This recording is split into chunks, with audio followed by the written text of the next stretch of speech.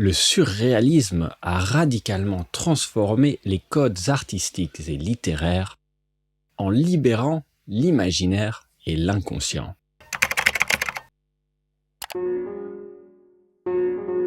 Ce mouvement, né dans l'entre-deux-guerres, est issu de l'amitié entre André Breton, Louis Aragon et Philippe Soupeau, rapidement rejoint par Georges Bataille.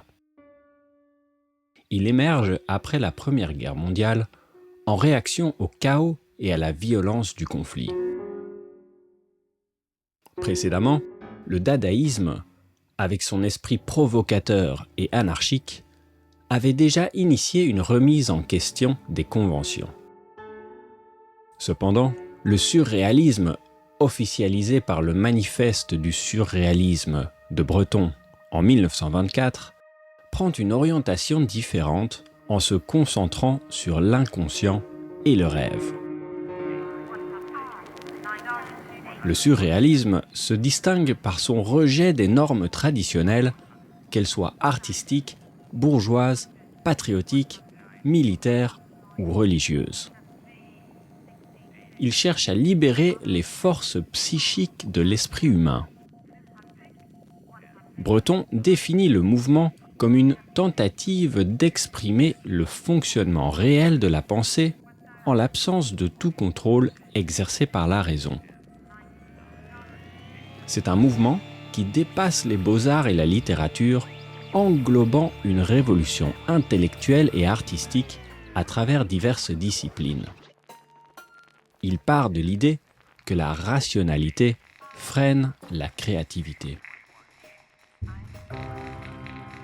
Parmi les artistes du surréalisme, on retrouve René Magritte, Salvador Dali, Dora Maar, Man Ray, Max Ernst et Joan Miró.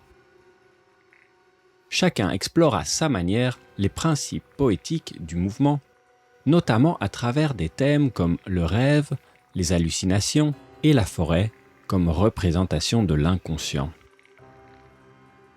Ces concepts définissent un imaginaire sans limite où l'artiste se considère souvent comme un médium capable de révéler des réalités cachées. Les techniques d'écriture automatique et le célèbre jeu du cadavre exquis sont typiques du surréalisme. Ces procédés consistent à écrire ou dessiner à plusieurs sans tenir compte des contributions des autres. C'est une façon de laisser s'exprimer le hasard et l'inconscient collectif.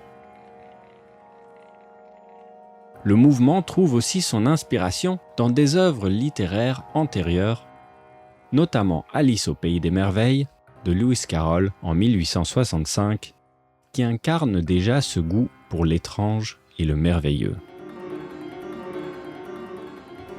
Après la Seconde Guerre mondiale, plusieurs figures du surréalisme s'exilent à New York et diffusent le mouvement sur la scène internationale. Puis, le groupe se dissout officiellement en 1969, après la mort de son fondateur André Breton en 1966.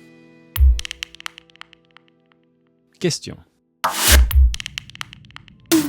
Que pensez-vous du surréalisme et de son impact sur l'art ? Quels artistes contemporains peuvent être vus comme héritiers de ce mouvement ? Comment l'écriture automatique et le cadavre exquis illustrent les principes du surréalisme ? Pensez-vous que le surréalisme continue d'influencer la culture contemporaine, comme dans la mode ou la musique ?